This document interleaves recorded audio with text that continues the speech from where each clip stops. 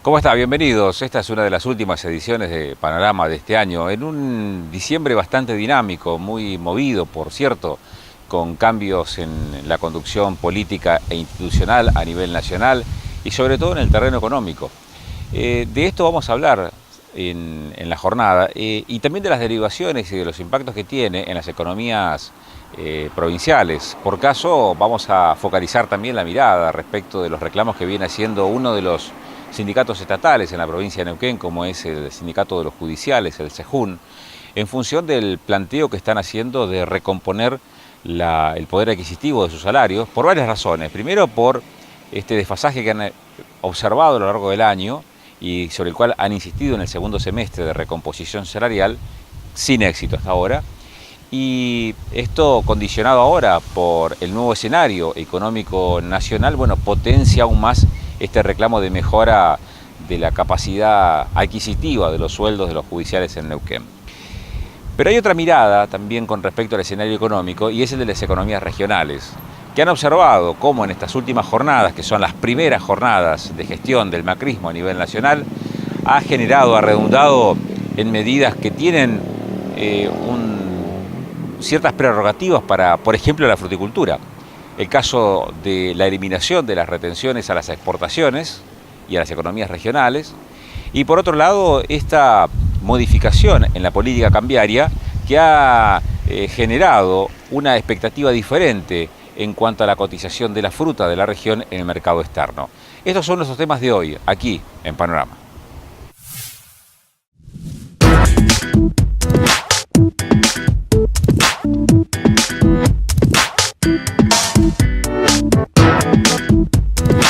UNTER, Unión de Trabajadores y Trabajadoras de la Educación de Río Negro. Vos con tu idea, yo con la mía, pero vamos juntos, compañeros, en la lucha. Que el comunicado denuncie públicamente la situación que vivimos los trabajadores de la educación y los niños en todas las escuelas de la provincia. Por eso vamos a seguir luchando, compañeros, por nuestros derechos, por salarios dignos, por puestos de trabajo y por escuelas sin condiciones. UNTER, 40 años de lucha y compromiso en defensa de la escuela pública.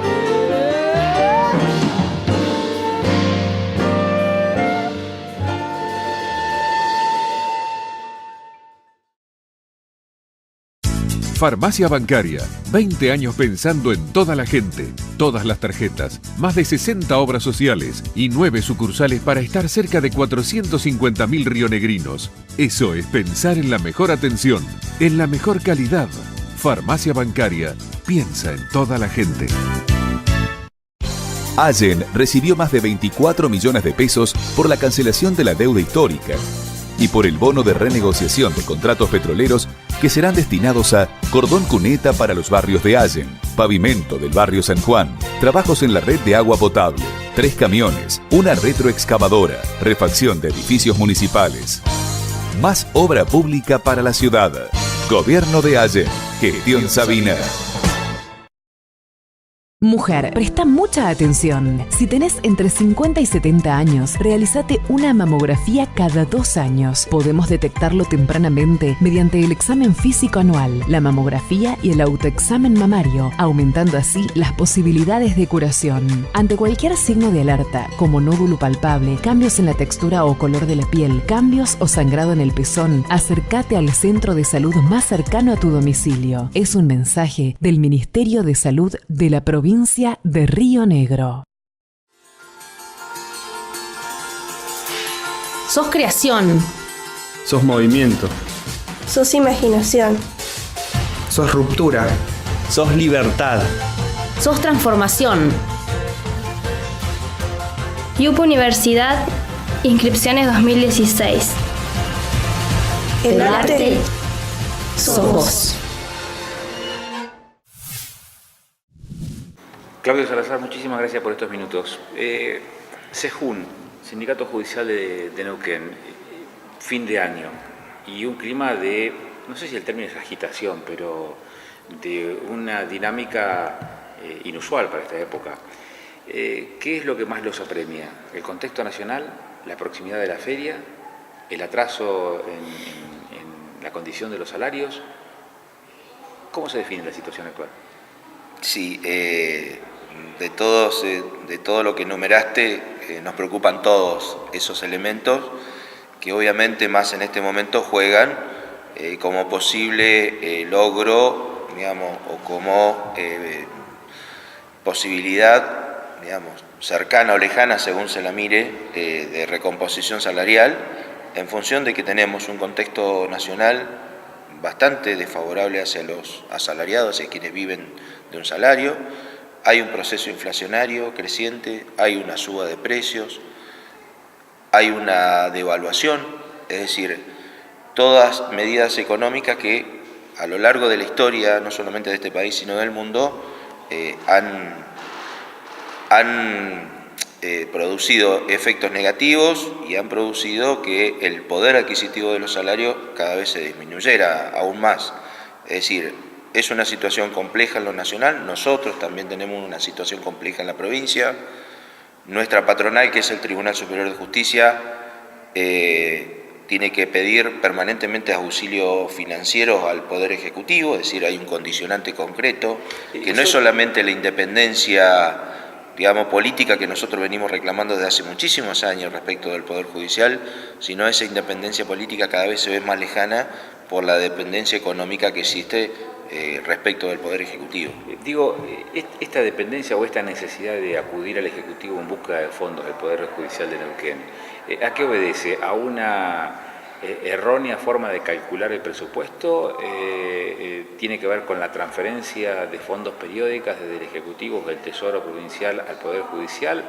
¿Tiene que ver con un manejo deficiente en todo caso, o que no se ajusta, digamos, a las necesidades reales del Poder Judicial? ¿Cuál es la observación que hacen como sindicato ustedes? Bueno, en el año, digamos, tratando de contestar tu pregunta, del año 1992 tenemos la Ley de Autarquía Financiera del Poder Judicial. Esa autarquía financiera establece que la coparticipación federal de impuestos, el 18% de la masa que ingresa en carácter de coparticipación a la provincia, ingresa directamente a las cuentas del Poder Judicial. Digamos que por un lado, en su momento eso significó un logro porque se determina la autarquía financiera de un poder, digamos, dentro del sistema republicano de gobierno, de un poder independiente del Estado, como es el Poder Judicial.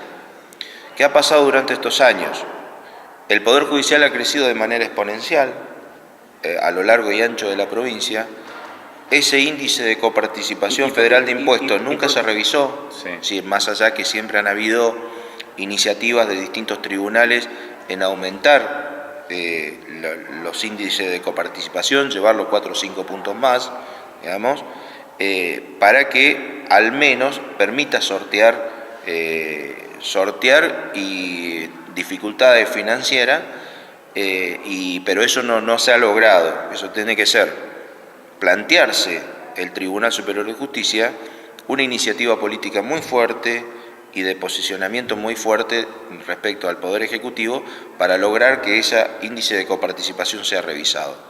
Por otro lado, a partir del 2010, el Poder Ejecutivo ya con un índice de coparticipación muy bajo que no cubría financieramente al Poder Judicial, a partir del 2010 ya el Poder Ejecutivo entra a direccionar los recursos del Poder Judicial. Ya hay una intromisión lisa y llanamente con la aprobación del presupuesto 2010, una injerencia del Poder Ejecutivo en revisar el presupuesto del Poder Judicial. Y eso se ha trasladado en el tiempo. Entonces, tenemos un índice de coparticipación que no cubre mínimamente las expectativas. El Poder Ejecutivo que direcciona o se mete en los recursos que son propios del Poder Judicial, y a la vez también el Poder Judicial, como no alcanza presupuestariamente las necesidades, hay distintas leyes que se han dictado en la legislatura que hacen que lo que le falte para funcionar al Poder Judicial, el Poder Ejecutivo le va a ir enviando tipo remesa. Claro, Para tener una idea, ¿cuál es la dimensión que tiene en cantidad de empleados el Poder Judicial en la provincia de Neuquén? Bueno, somos alrededor de 1.100 empleados administrativos, entre técnicos, ordenanzas y demás. Si sumamos funcionarios y magistrados, estamos hablando de una planta funcional de alrededor de 1.500, 1.600 empleados, digamos, incluidos funcionarios y magistrados. Históricamente se tiene una visión de la justicia, del funcionamiento de la justicia, como de los más mimados dentro de la estructura en términos cuantitativos, en términos itinerarios dentro del Estado. ¿Esa situación se sostiene hoy en el tiempo? ¿Se mantiene todavía en el tiempo? Sí, digamos, en distintas partes de la historia, obviamente el Poder Judicial, el empleado administrativo del Poder Judicial, si se quiere, estuvo un escalón más, en eso vamos a ser sinceros, respecto del resto de la administración pública. Lo que nosotros venimos sosteniendo siempre en la histórica lucha de este sindicato es mantener esos niveles salariales, porque si no siempre lo que ocurre es la nivelación para abajo. Es decir, en un contexto, más hoy en día como que se está dando, pero que también hemos tenido en distintos momentos de la historia de la provincia y del país, siempre distintos gobiernos han tratado de equiparar para abajo, ¿no? de los que están abajo suban. Y hoy en día tenemos un ingresante en 12.000 pesos, que a los 6 meses pasa a cobrar 13.500 o 14.000 pesos cuando queda ya confirmado en su cargo. Ahora, si lo llevamos a valores, digamos, lo que venía siendo este tiempo de una canasta básica, y si le sumamos una canasta básica total, que hoy en día con toda esta suba de precio la calculamos entre 23.000 y 25.000 pesos, no estamos hablando de un privilegio, estamos hablando en un nivel salarial que hoy estamos por debajo de la canasta familiar.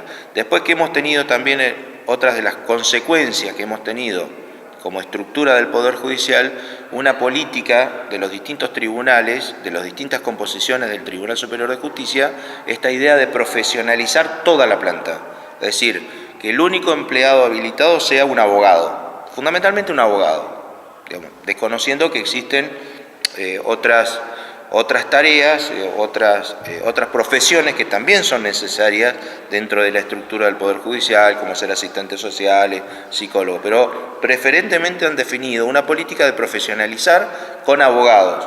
Eso también ha producido, primero, que no ha tenido su correlato en el buen funcionamiento de la justicia. En muchos de los casos, muchos de esos funcionarios, tal cual nosotros lo hemos denunciado prácticamente desde que asumimos el año pasado, que esa idea de profesionalización no solamente no cubría la expectativa de la sociedad en un mejoramiento del servicio de justicia, sino también tenía un impacto directo sobre nuestra carrera judicial, porque muchas de esas categorías altas que nosotros reclamamos y logramos felizmente recuperarla, como es el prosecretario administrativo, en esta idea de profesionalizar la planta, eran cubiertas con abogados recién ingresados. Entonces ahí también se ha producido otra situación, digamos, que se ha trasladado en el tiempo, que dentro del sector de funcionarios y magistrados hay un segmento que ha quedado totalmente precarizado, que son los prosecretarios y secretarios, que no tienen ninguna perspectiva de carrera judicial, pero están ahí en el medio.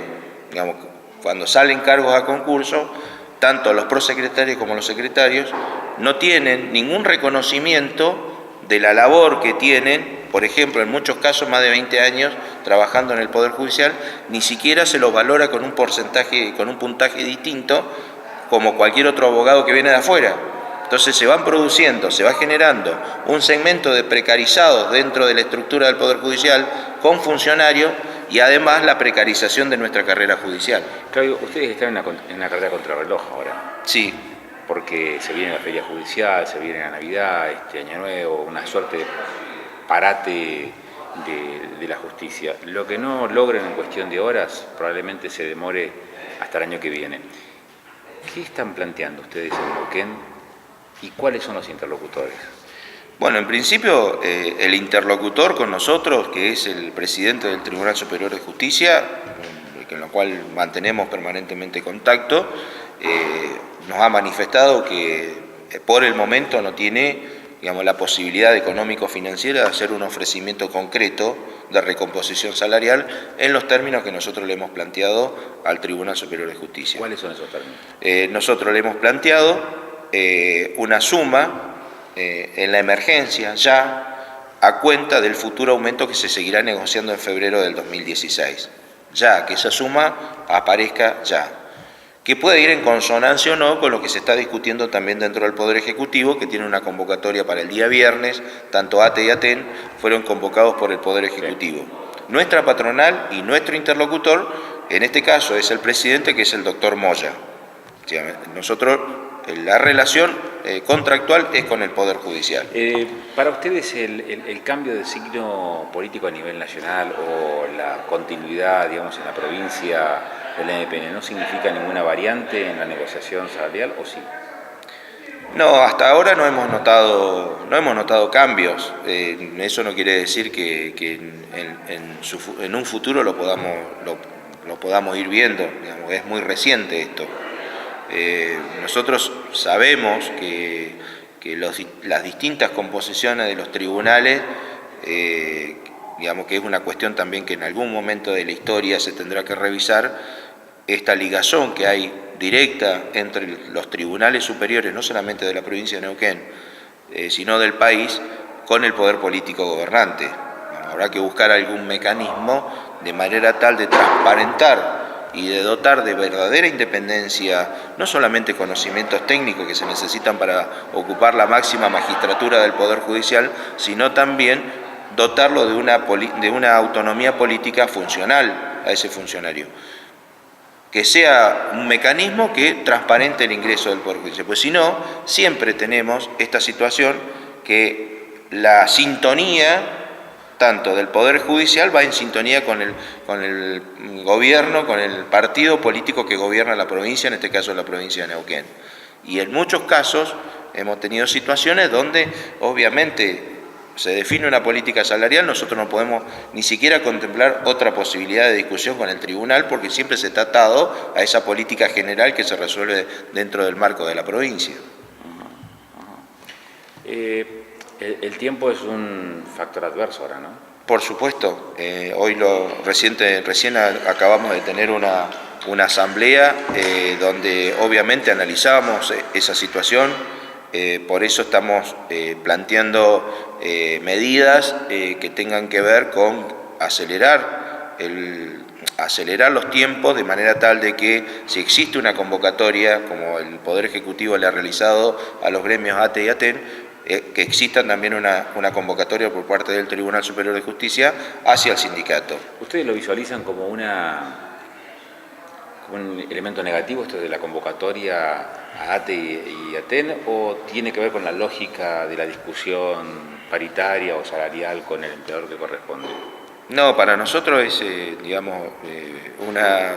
es un elemento que en este contexto juega a favor. Digamos que hoy también lo analizábamos en la asamblea.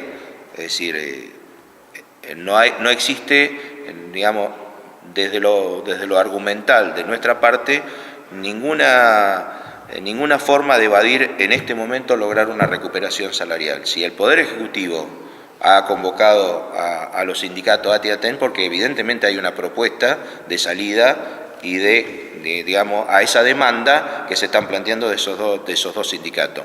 Obviamente eso juega a favor también para el Poder Judicial. Digamos, nosotros tendremos que reclamar idéntico temperamento de que se adopte dentro del Poder Ejecutivo hacia el Poder Judicial también. Digamos, puesto. Claudio, hay una cuestión de inequidad respecto de los otros poderes, digo, porque cualquier aumento, modificación en escala salariales judiciales sí o sí necesita una aprobación legislativa, algo que no necesariamente pasa con los otros poderes, o es una visión equivocada de nuestra parte. No, existe ahí una situación que tiene que ver con lo legal, que establece que la legislatura tiene que revisar los presupuestos tanto del Poder Judicial, del Poder Ejecutivo y del Poder Legislativo. Como cada recomposición salarial va en directa consonancia con lo presupuestado, entonces esa situación merece que pase por la legislatura. Pero nosotros desde hace tiempo, en distintas conducciones, se le ha planteado al Tribunal Superior de Justicia tratar de evitar ese paso por la legislatura. porque obviamente eso, digamos, con los tiempos de la legislatura, eso juega a favor, juega en contra, digo, de que la posibilidad de percibir cuanto antes nuestros aumentos salariales. Pero también será, digamos, una decisión política del tribunal que en algún momento revisar esa cuestión. Si bien no nos han cuestionado, salvo en algunos momentos de la historia, nos han cuestionado algunos aumentos por parte de algunos legisladores, siempre, cada vez que acordamos nosotros con el tribunal, eso se aprueba en la legislatura, pero no sin antes tener ese trámite, ya sea pasar por la Comisión A, que es la Comisión de Asuntos Constitucionales, la B, que Presupuesto y Hacienda, y después tratarse en el recinto. La última consulta, y no te quito más tiempo, Claudio. Ustedes vienen reclamando una recomposición de los salarios. Esta situación nacional ahora de paridad cambiaria, de evaluación, ¿trastoca, modifica esos porcentajes de recuperación que están planteando ustedes? Sí, por supuesto. Por eso nosotros también en eso hemos sido sumamente cuidadosos de no definir un porcentaje de pedido de aumento salarial. Y por eso nosotros estamos planteando la negociación en febrero, porque ahora hay un receso en enero. Sí. En la negociación en febrero, obviamente, vamos a tener un panorama muchísimo más claro de cuál va a ser ese impacto de todas estas medidas económicas que se están tomando a nivel nacional, cuál va a ser el impacto en los salarios. Si hoy, hasta la semana pasada, se discutía en la Asamblea salir a pedir un 20%. Si hubiéramos nosotros definido la semana pasada en una asamblea un 20%, ya hoy estaríamos desfasados en alrededor de un 30%. Digamos, según los cálculos, los distintos cálculos, hoy estamos hablando de una recuperación salarial del orden del 40-50%, que es lo que ha sufrido en este momento, en estos últimos días, esa escalada inflacionaria. Gracias por esta gentileza, y seguramente vamos a seguir charlando, porque más allá de la feria, no sé si el ánimo es de pasividad durante estas próximas semanas, ¿no? No, obviamente que llegan a esta fecha y uno necesita un descanso, pero la verdad la situación amerita, para seguir más atentos que nunca, ir observando cómo se va desenvolviendo el panorama, tanto en el contexto nacional como provincial. Gracias, Claudio. No, gracias a usted.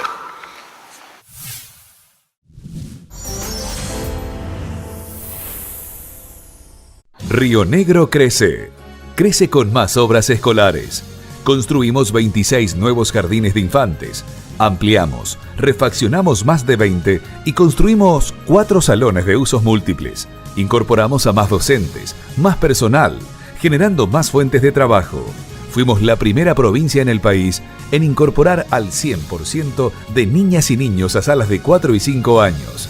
Por eso, invertimos más de 180 millones de pesos para garantizar la educación inicial a todos los chicos rionegrinos y que vos, papá, mamá, puedas trabajar o estudiar sabiendo que tus chicos están en buenas manos. Esto es una parte de lo que hemos hecho en estos últimos 4 años. Sigamos juntos por el camino del crecimiento. Gobernador Alberto Beretilnec, en cada lugar, siempre.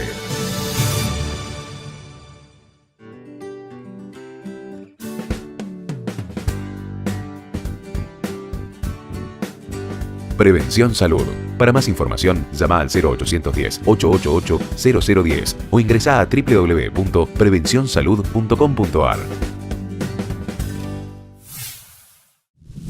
Marcelo Rollaje, muchas gracias por estos minutos que nos ofreces para tratar de interpretar, de entender lo que está pasando por estas horas en la Argentina. Tenemos una semana de vigencia del nuevo gobierno. Tenemos un escenario económico que está mutando significativamente en estas últimas horas. Retenciones cero para las economías regionales, levantamiento del cepo cambiario. ¿Cómo se define el escenario? ¿Con qué expectativas se observa estas condiciones de la Argentina actual? Bueno, en principio con expectativas favorables en función de las primeras señales. Veníamos con un enorme grado de incertidumbre.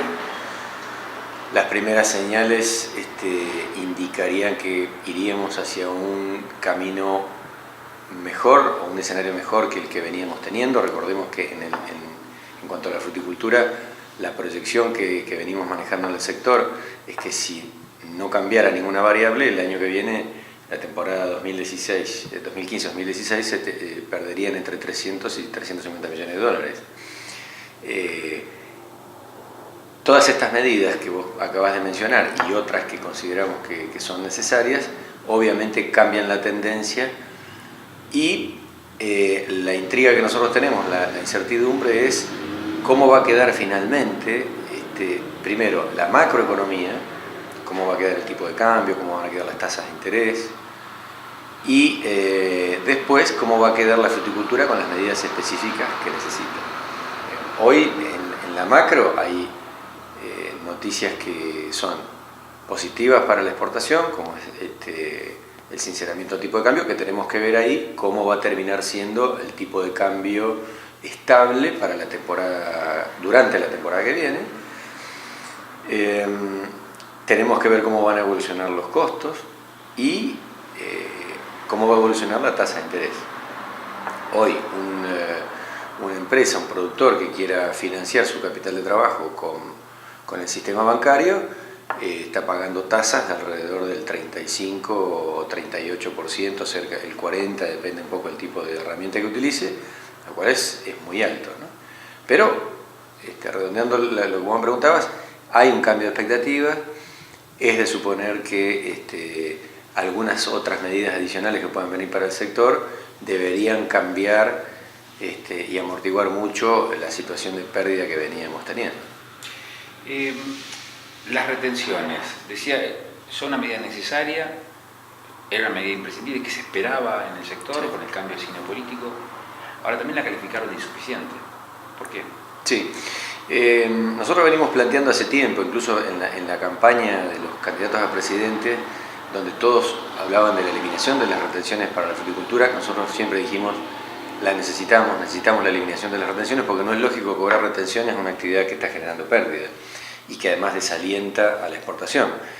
Lo que sí tenemos que cuantificar de qué estamos hablando. Esa pérdida que yo te decía al principio, entre 300 y 350 millones de dólares, es lo que tenemos como estimación.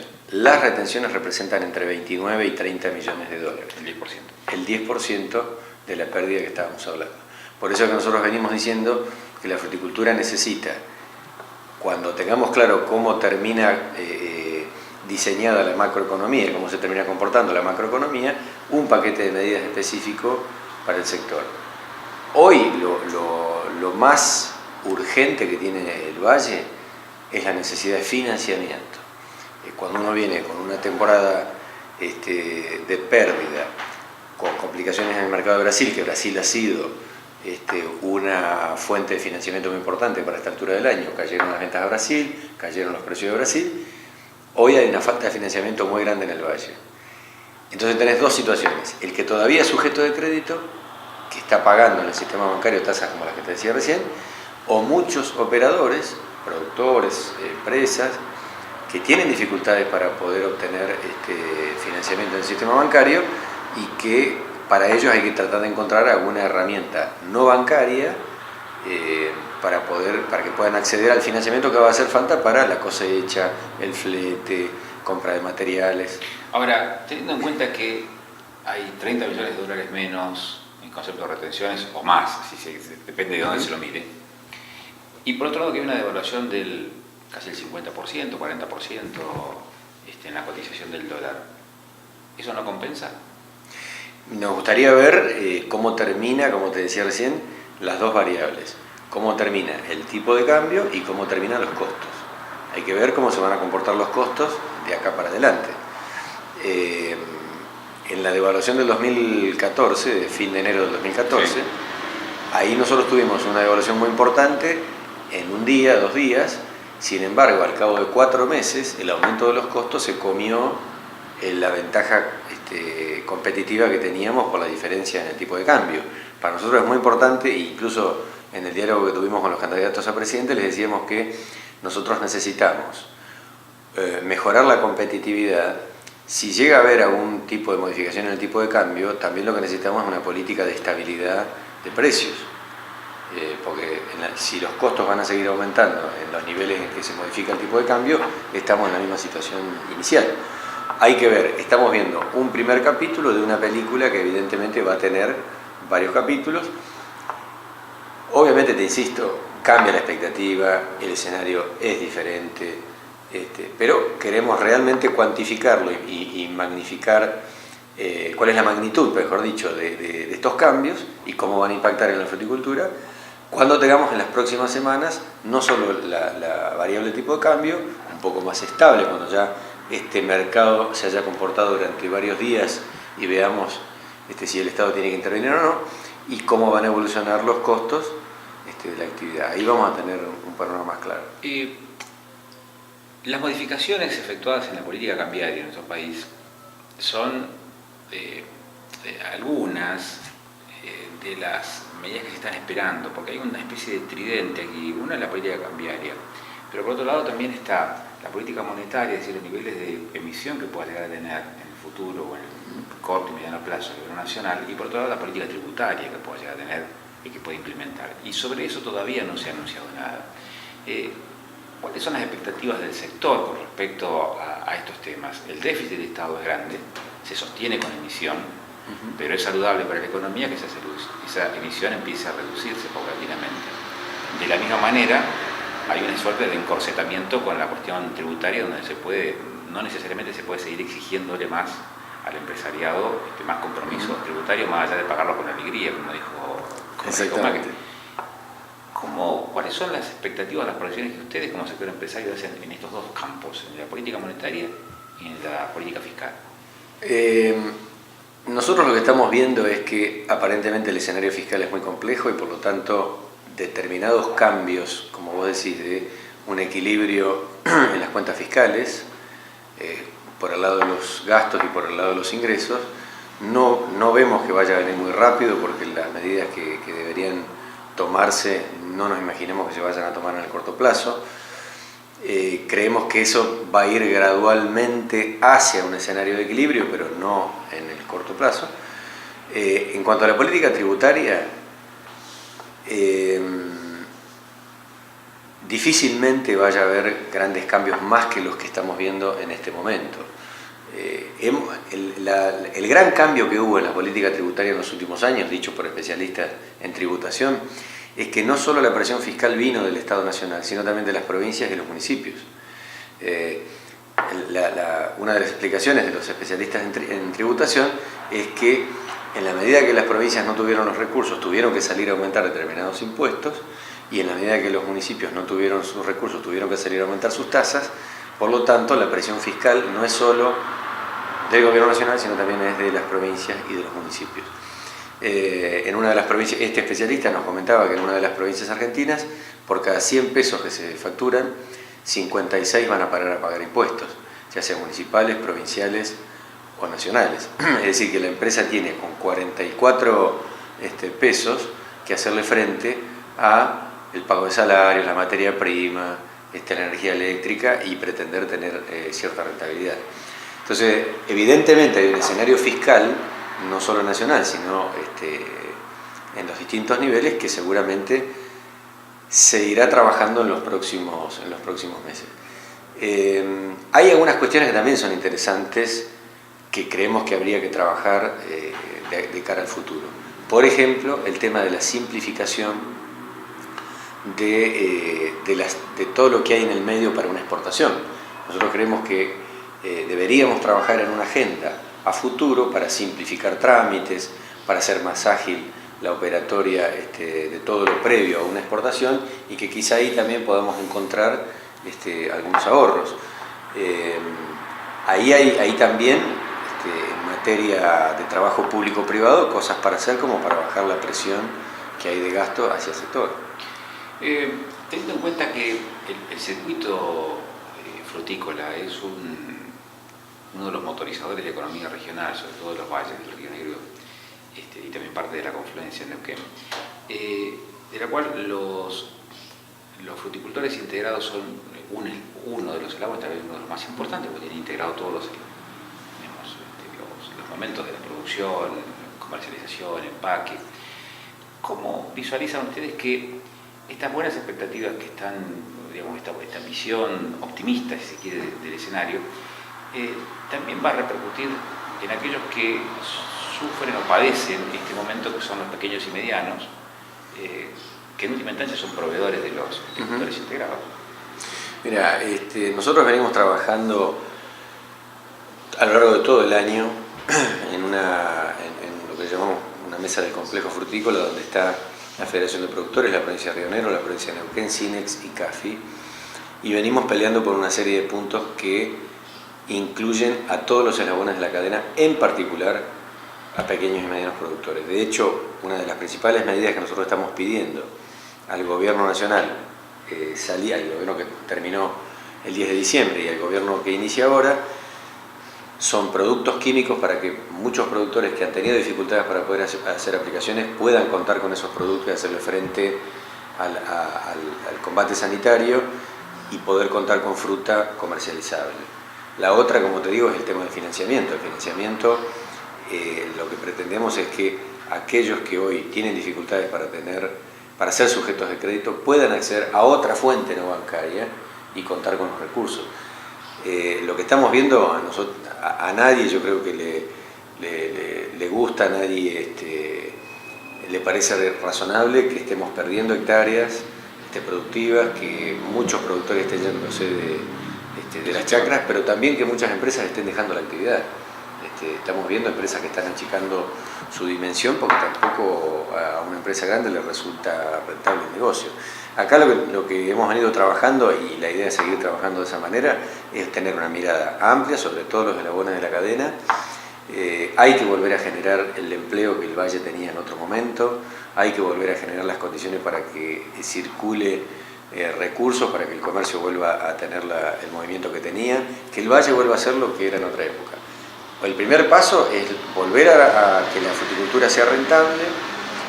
El otro paso siguiente es desarrollar la fruticultura de cara a los desafíos internacionales. La fruticultura es una actividad internacional, ya estamos en conversaciones para trabajar en un plan que signifique revisar si lo que estamos produciendo es lo que deberíamos seguir produciendo, qué mejoras tecnológicas deberíamos estar encarando. Pero bueno, en este momento la idea es que no se caigan más productores, que no se caigan más hectáreas, que no se caigan empresas. Hay que tratar de salvar todo lo que se pueda del complejo frutícola.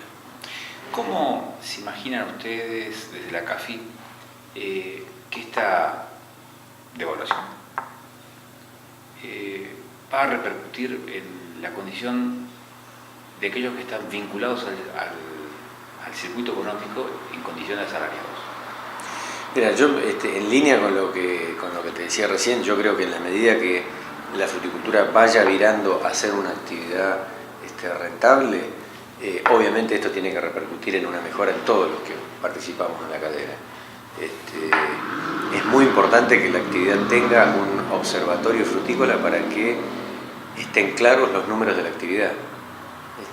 No podemos volver a caer, como ha pasado en otros momentos, que a libres interpretaciones se podía escuchar un diagnóstico de que la fruticultura estaba muy mal o que la fruticultura estaba muy bien.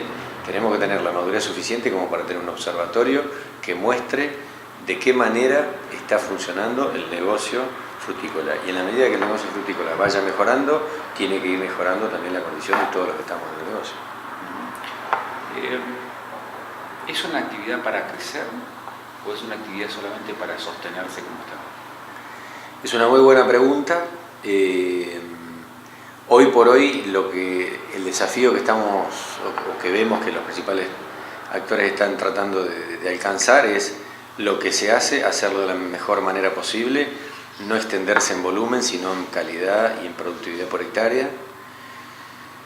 Una gran pregunta que nos hacemos es si el Valle a futuro volverá a ser de 42.000 hectáreas con plantación intensiva, o puede llegar a ser de 42.000 hectáreas con plantaciones intensivas, o si el Valle frutícola va a ser de menos cantidad de hectáreas para manzana y pera, y una parte ya va destinada hacia otras actividades como el maíz, la ganadería. Esa es una gran pregunta que nos tenemos que contestar en este diseño que te digo de la fruticultura que viene. Hay que ver, es cierto que el mundo tiene avidez por más alimentos, pero no es cierto que si nosotros tuviéramos rápidamente un volumen significativo de fruta para salir a vender al mundo, todo el mundo está esperándonos con los brazos abiertos. Uno lo ve rápidamente cuando en el hemisferio norte hay un poco más de producción o de stock, los precios tienden a bajar, porque la tendencia creciente a la demanda es muy lenta y también se da en países en los cuales el desarrollo de la fruticultura se está dando fuertemente, como el caso de China. Entonces, nosotros tenemos que primero terminar o volver a reinterpretar la demanda mundial. ¿Cuánto de lo que nosotros estamos haciendo tiene futuro? Es obvio que tenemos condicionantes como el clima, la tierra que tenemos, el agua que tenemos, que por suerte son muy benévolos, pero hay determinadas variedades que el mercado puede llegar a pretender, que quizás no están dadas las condiciones de clima o de producción, pero nosotros tenemos que hacernos esa pregunta: ¿hacia dónde vamos a ir con las variedades? Obviamente tenemos que ir a aumentar la cantidad de fruta por hectárea empacable, es decir, nosotros habitualmente solemos utilizar como parámetro la cantidad de kilos por hectárea que se producen. Nosotros tenemos que cambiar esa variable para plantear cuántos kilos o cuántas toneladas por hectárea de fruta empacable o comercializable en fresco se pueden alcanzar, porque en definitiva lo que más margen debiera generar con una actividad que vuelva a ser rentable sería la fruta para el fresco, no tanto como la fruta para el jugo. ¿Es factible plantearse en esta instancia alguna modificación en este esquema que parece ser más vinculado al folclore de la actividad que a una lógica de mercado, en donde el precio del producto, el precio de la manzana es lo último que se define? Mira, eso lo hemos investigado mucho los últimos años. De hecho, hasta hace 3-4 años atrás hicimos varios viajes al exterior con el gobierno provincial anterior, con productores, con empresarios, y lo que vimos es que en el mundo la fruticultura es así, o sea, es una actividad tomadora de precios, porque la imposibilidad que tiene la fruticultura es llegar al mercado y fijar las condiciones de oferta y las condiciones de precio. El mercado determina en función de oferta y demanda un precio que está dispuesto a comprar, y a partir de ahí vienen todos los cálculos hacia la fruta. Es acá y es en todas las partes del mundo. Lo que tenemos que lograr es que la fruticultura sea rentable, para que para todo el mundo le sea rentable, y como te decía, que exista un observatorio que permita mostrar cómo son los números acá, cómo son los números afuera.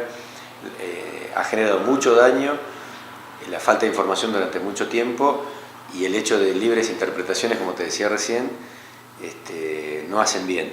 Lo mejor que nos puede pasar es que todo el mundo sepa si este año genera pérdida o genera rentabilidad la fruticultura. Hemos dado, creo que, pasos muy importantes en los últimos años, que el sector público, el sector privado, los productores integrados, hayamos podido hacer un diagnóstico cuantitativo de cómo está la fruticultura. Tenemos que, cuando la fruticultura dé vuelta a la rueda y esté mejor, también tenemos que ser capaces de volver a hacer diagnósticos de la misma naturaleza. Gracias por estos minutos, Marcelo. No, por favor, es un gusto estar en tu programa.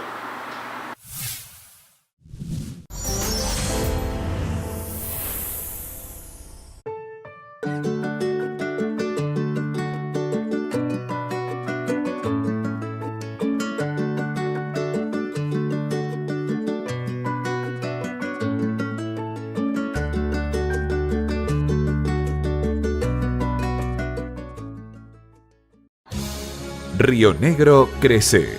Crece con más obras hospitalarias. Vamos a construir 3 nuevos hospitales en Allen, Catriel y Las Grut, la ampliación del Ramón Carrillo en Bariloche y el nuevo sector de neonatología en General Roca, invirtiendo más de 555 millones de pesos provenientes de los fondos petroleros. Ampliamos y refaccionamos más de 13 hospitales con nuevo equipamiento. Construimos y refaccionamos más de 5 centros de salud para los vecinos que viven lejos de los centros urbanos. Porque nuestra obligación es que todos los rionegrinos, no importa dónde vivan, tengan el mejor servicio de salud. Esto es una parte de lo que hemos hecho en estos últimos 4 años. Sigamos juntos por el camino del crecimiento. Gobernador Alberto Beretilnec, en cada lugar, siempre. Vamos a considerar un par de cosas en esta instancia final de Panorama, en este momento final. Por un lado, vinculado al tema salarial en Neuquén y de los judiciales, este reclamo contrarreloj que vienen haciendo en función de que en cuestión de días se termina toda la actividad, por lo menos entre una suerte de receso, de stand-by, y hasta febrero no hay nuevas opciones o alternativas de seguir discutiendo. Más allá de que la conducción gremial del CEJUN está dispuesta a mantenerse activa durante el verano, pero también es cierto que durante la feria judicial es probable que sean muy pocos los avances que se puedan dar. En el terreno frutícola, lo que el circuito económico está requiriendo para esta temporada, de acuerdo a fuentes de la Cámara Argentina de Fruticultores Integrados, son 3.000 millones de pesos para llevar adelante todo lo que es las tareas propias de la temporada, durante enero, febrero y marzo. De esos 3.000, la actividad necesita financiarse por lo menos en un tercio, en unos 1.000 millones de pesos. Los otros 2.000, la actividad misma está en condiciones de generarlo, pero necesitan que las tasas sean más acomodadas o que estén subsidiadas. La próxima semana, posiblemente el miércoles, todo el circuito, léase la Cámara Argentina de Fruticultores Integrados, SINEX, las provincias, los estados provinciales, Neuquén y Río Negro, más otros actores como la Federación de Productores de Fruta, se van a sentar a la misma mesa, en la misma mesa, con autoridades del Ministerio de la Producción para presentarles su visión de lo que hay que hacer en los próximos meses a fin de recuperar la rentabilidad, la actividad, la dinámica y sobre todo este motor que significa para la economía regional como es el circuito frutícola. Nos vemos en una semana. Muchas gracias.